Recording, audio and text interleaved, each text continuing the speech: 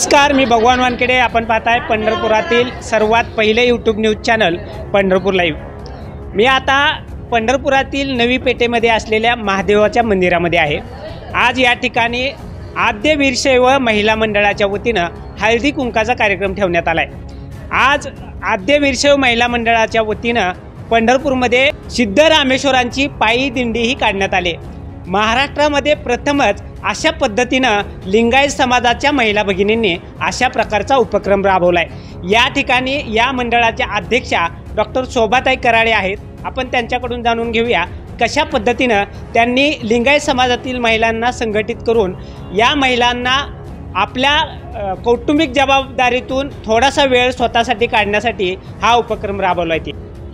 मी doctor शोभा धर्मराज कराळे आद्य वीरशैव महिला मंडळाची अध्यक्ष असून आम्ही दरवर्षी हळदी कुंकूचा कार्यक्रम हा करतोच. तसंच मंडळाच्या वतीने प्रत्येक महिन्यात काहीतरी एक वेगळा उपक्रम राबवण्याचा आम्ही नेहमी प्रयत्न करत असतो.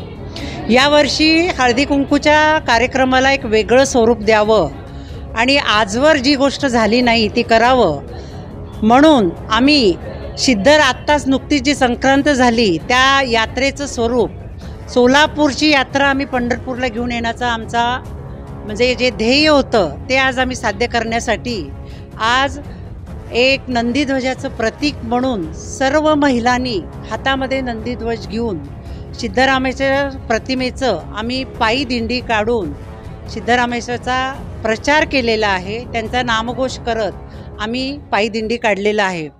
यामागे उद्देश असा होता की एक तर आपल्या समाजाचा धर्माचा प्रचार आणि प्रसार व्हावा आणि समाज संघटित व्हावा आणि सिद्धरामेश्वरांच्या विषयी सगळ्यांना एक इतिहास जो आहे त्यांचं जे कार्य आहे ते सगळ्यांपर्यंत पोहोचवावं हा सुद्धा एक म्हणजे त्याच्या मागचा हेतू होता. यासाठी आम्ही या पायी दिंडी जे आम्ही जे काढलेले आहे ते आजवर कुणीही महिला नंदीध्वज हातामध्ये घेतलेलं नाही आहे.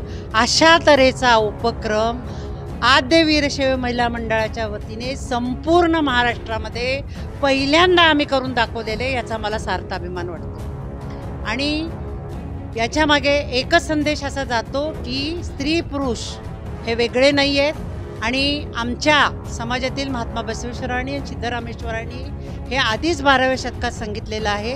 त्यांनी स्त्री पुरुषांमध्ये भेदाभेद केलेलं नाही आहे. सर्व अधिकार स्त्रियांना त्यांनी दिलेलं आहे आणि त्यांच्याच सांगण्याचं त्यांच्याच विचाराचं अनुसरण त्यांच्या विचाराचं आम्ही पुढं काय करतो आहे ही पालखी पुढे घेऊन जातो आहे याचाही मला अभिमान वाटतो आहे.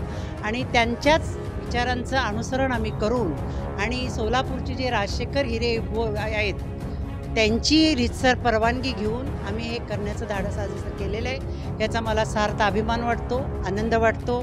यासाठी आमच्या समाजातील सगळ्या महिला एकत्र आलेल्या आहेत आणि त्याच्यानंतर पायी दिंडी काढून आम्ही संक्रांत निमित्त हळदी कुंकूचा कार्यक्रम इथे अगदी मोठ्या प्रमाणात आम्ही साजरा केलेला आहे. या ठिकाणी पंढरपूर नगर परिषदेच्या उपनगराध्यक्षा श्वेताताई डोंबे या सुद्धा आहेत. त्यांनी या ठिकाणी महिलांना वेगळ्या पद्धतीने मार्गदर्शन केलं आहे. ताई काय सांगाल?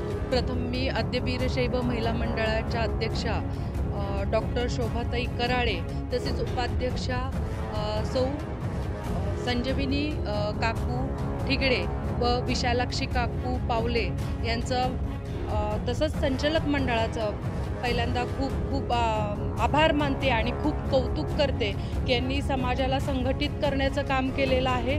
पहिल्यापासूनच हे काम करत आहेत डॉक्टर कराळे मॅडम आणि या सर्व संचालिका. पण यावेळी एक वेगळाच उपक्रम त्यांनी राबवून सोलापूरचा नंदीध्वजाची सर्व माहिती आणि कशासाठी आपण नंदीध्वज केला पाहिजे त्याची पूर्ण पारंपरिक पूर्ण सगळा इतिहास आम्हाला कराळे मॅडमनी सांगितला आणि इथं सर्व महिलांना संघटित केलेलं आहे.